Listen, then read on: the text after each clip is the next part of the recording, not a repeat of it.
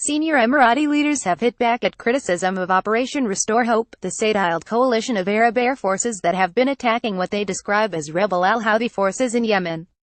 The operation has attracted unprecedented criticism from humanitarian agencies, and in a report commissioned by the United Nations Security Council, for indiscriminate targeting of civilians and refugees.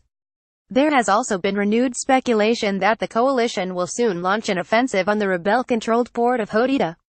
It has been the conduit for Iran's supply of weapons to the Houthis, including the ballistic missile that was fired at Riyadh last week.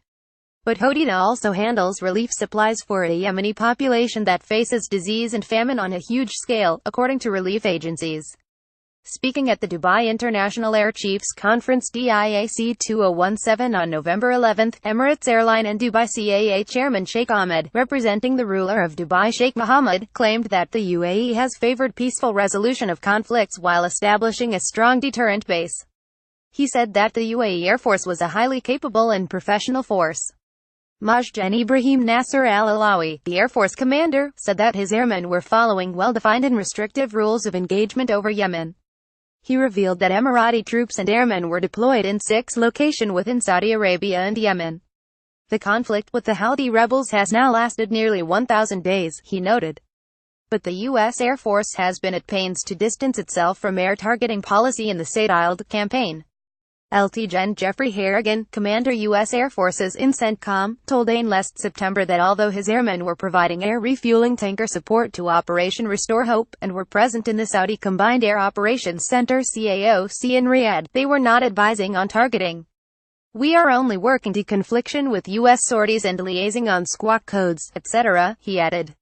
He repeated that policy at a press conference here in Dubai on November 11, adding that we are working with the Saudiled coalition on the ground and teams in the border region to assist them in their operations, without getting into targeting. Last July, a legal challenge mounted by the UK's campaign against the arms trade CAT failed to halt British arms exports to Saudi Arabia. CAT repeated the UN assessment that more than 10,000 people had been killed in Yemen since the Saudiled intervention in 2005, and accused Riyadh of repeated and serious breaches of international humanitarian law.